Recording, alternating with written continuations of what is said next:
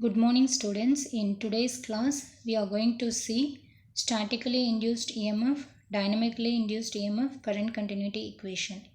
In the previous class we have seen the concept of steady state field, time varying field, Faraday's law, what is the EMF induced and what will be the direction of the EMF induced, how it is experimentally verified. So all the concepts of Faraday's law we have seen. So the concept once the concept of EMF induced is read by the Faraday's law, now we are going to see the concept of statically induced EMF, dynamically induced EMF, current continuity equation. First we will see the concept of induced EMF. So under induced EMF we are telling like according to Faraday's law, whenever the rate of change of flux linked with the coil changes, then an EMF is induced. So the induced EMF are of two types. One is going to be your statically induced EMF and another one is going to be your dynamically induced EMF. In induced EMF, we can say static or dynamic depending upon whether the field is going to cut the conductor or the conductor is going to cut the field. Induced EMF can either be dynamically induced or statically induced. In the first case, that is in case of your dynamically induced EMF, the field is going to be stationary and the conductor cut across it. So field will be stationary and the conductor is movable. So the conductor will cut the lines of flux or the lines of field, and this is as in case of your DC generator. But in the second case, usually the conductor or the coil remains stationary. The flux linked with the coil will get changed. It means that the flux is going to be rotating, whereas the conductor is going to remain stable. If the conductor is going to remain stable and the flux is going to be rotating and it causes change in the flux, then it is called as your statically induced EMF. Whenever the conductor is stationary, that is statically induced EMF. When the conductor is going to cut across the field, then it is going to be your dynamically induced EMF. For dynamically induced EMF, it is an example of your DC generator. For statically induced EMF, it is going to be the example as in case of your transformer. So in case of your transformer, if you see, the primary winding and the secondary winding are going to be stationary. The flux is going to get interactive between the two windings and it causes a change in flux. Due to the change in flux linked with the coil, the EMF is going to get induced in the coil. Here we are going to see about the flux linking with number of turns. The flux linking with the coil, let phi be the flux link with the coil. And if n is going to be the number of turns in the coil, then the total amount of flux linked with the coil is going to be n phi. Suppose if the flux phi is going to get changed with respect to time, or whenever you are going to feel the change in flux with respect to time, it is represented as d phi divided by dt. d phi by dt is the rate of change of flux linked with the coil. It is nothing but the change of flux from your original flux. Therefore, we can say let the flux linking with the coil of turns n be changed by an amount d phi in short time dt. Therefore, the induced EMF E is equal to rate of flux linkages and number of turns. So, we can write E is equal to minus n into d phi by dt. So, E is equal to minus n into d phi divided by dt. It is going to be the rate of change of flux linked with the coil changes and EMF is induced. It is according to your Faraday's law. Under Faraday's law, statically induced EMF and dynamically induced EMF. Statically induced EMF, in this the conductor is going to be stationary and the flux is going to be rotating. Whereas in case of your dynamically induced EMF, conductor is going to move around the field and it cuts the lines of flux, and hence an EMF is induced, and it is going to be, the formula is going to be same as that of your Faraday's law. First we will see a dynamically induced EMF. There is a coil here. You can see the current carrying conductor. So the current carrying conductor is shown over here. To the direction of the current, always the field is perpendicular. So it is the direction of the field shown over here. And if to the current carrying conductor. For example, according to Boyd's law, if it is going to be the current carrying conductor, if we are going to assume a differential elemental length, then the current in this differential elemental length, in this portion of place, the current is going to be I into dl. Now if you are going to assume the point over here, from this differential elemental length to the point under consideration, the angle made is going to be theta. Theta is nothing but the angle made from the current carrying element to the point under consideration. The same thing it is shown over here. It is your differential current carrying element and it is the point under consideration. So for this, between the differential current carrying element and the point under consideration, the angle made is theta. Therefore, according to your Boyd-Savart's law, the induced magnetic field, the differential magnetic field in this conductor can be written as I into dl divided by r square into sine theta, because directly proportional to the current element and inversely proportional to square of the distance between the current element and the point under consideration, and also inversely proportional to the sine of the angle made between the current element and the point under consideration. Therefore, we can give the rate of change of flux linkages can be written as BL dx divided by dt. Dx by dt is nothing but your velocity. So, we will get the equation BLV. If the sine theta, that is if the angle between the current element and the point under consideration is considered, then the rate of change of flux link with the coil can be written as BLV sine theta. So, it is nothing but the force developed in a differential current carrying element. The induced EMF E is equal to BLV sine theta if you are going to consider the angle between the current carrying element and the point under consideration, where B is your magnetic flux density of magnetic field intensity, L is going to be the length of the coil, and V is your velocity, sine theta, theta is the angle made between the current carrying element and the point under consideration. It is your dynamically induced EMF. So in case of your dynamically induced EMF, your field is going to remain stationary, whereas the conductor is going to rotate to cut the lines of flux, and hence the EMF is induced. So here we call the EMF induced E is equal to BLV sine theta.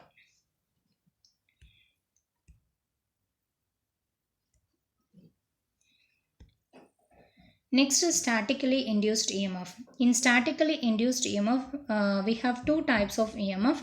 One is going to be the mutually induced EMF. Second one, self-induced EMF. Mutually induced EMF means, suppose if you have two coils. Here you have one coil and here another coil. In this coil, if you are going to pass a current I, it is going to store energy in the form of a magnetic field. It means that the flux created in this coil is represented as phi1. When this flux is going to interact with the other field, it develops a linkage flux. That mutual flux will be developed between these two windings, and the mutual linkage of flux is given as phi12. Because of the flux linked from coil 1 to the number of turns in coil 2, then an EMF is induced, and that EMF is called as your mutually induced EMF.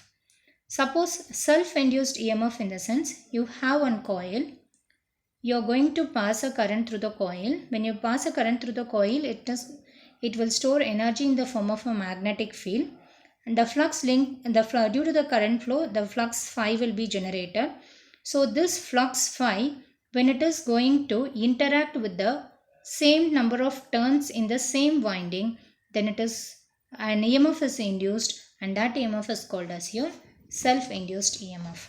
Now we are going to see the mutually induced EMF and self-induced EMF in detail.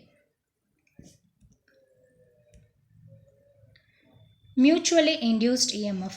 We can see a coil. The coil is shown. It has got two coil A, coil B. Coil A, it is connected with a switch, battery and a variable resistance. Coil B, it is connected to the galvanometer. Here the main coil is going to be A because it is connected to the source. When the switch S is open, no current flows through the coil. When the switch S is closed, you can see the current flowing through the coil as shown over here. When the switch is closed, it causes the current to flow through the circuit. When you're when you are going, the current through the circuit can be varied by varying the variable resistance. Here we have a pot R which is going to be varied. When you vary the resistance across, when you vary the resistance R, then the current through the closed circuit is going to get varied. When the current is going to get varied, obviously the flux phi is going to get varied. Why? Because L is equal to N phi divided by I. When the inductance value, when you are going to change the value of the resistance, V is equal to I into R, I is equal to V is equal to I into R. I is equal to V divided by R. When the value of your resistance is changed, then the current through the winding will also get changed. Looking at this diagram, here we have coil A, coil B. Coil A have N1 number of turns, and we have a switch over here. When the switch is closed, the potential applied on this resistance causes current to flow through the circuit. The current through the circuit can be varied by varying the resistance R. Therefore, when you pass a current through this particular coil, a flux phi1 will get generated. This flux phi1, when it is going to interact with N2, it will induce a EMF. That is, it will develop a mutual flux which is represented as phi12, or we can say phi AB. When an EMF is induced, it will be deflected onto the galvanometer. We can say here the EMF induced EM is equal to E is directly proportional to di divided by dt. Di by dt. By dt is nothing but rate of change of current in the coil. Therefore, we can write EM is equal to M into di1 divided by dt, because the EMF in my second coil is induced because of the rate of change of current in my first coil. The rate of change of current in my first coil happens when we are going to vary the particular resistance. When it is varied, the current through the circuit is varied, and hence the flux in the coil gets varied. Whenever the flux in the coil A is getting varied, due to the interaction of the flux A with the coil B, an EMF is induced, and the induced EMF can be seen through this galvanometer. Self-induced EMF. Here we have one coil. In mutually induced EMF, we had two coils, and in mutually induced EMF, we have to remove this proportionality constant, we have to add a constant M, where M is nothing but the mutual inductance. This is the inductance between the two coils A and B. Self-induced EMF. Here we will be having only one coil. So in this coil, you have connected a battery and the switch. When the switch is closed, current starts to flow through this winding. When the current through the circuit can be varied by varying the resistance R. When a current starts to flow, it causes a flux phi to generate across this winding. When this flux is going to interact with the same number of turns in the same coil, then EMF is induced, and it is represented as self-induced EMF. We can see here the self-induced EMF is the EMF induced in the coil due to the change of flux produced by linking it with its own turns. Self-induced EMF is the EMF which is produced in the coil due to change of its own flux linked with it. So because of the current flowing, a flux phi will be generated. This flux, when it is going to interact with the same number of turns, then the flux linked with the coil will also get it changed. So when the flux is, the EMF will get induced when which produces the EMF which is produced in the coil due to the change of its own flux linked with it. That is called as your self-induced EMF. If the current of the coil is changed, then the flux linked with its own turns will also change, and it produces a EMF, and this particular EMF is called as your self-induced EMF. Next one, we are going to see the current continuity equation. Current continuity equation, in the sense, here the current is nothing but flow of electrons.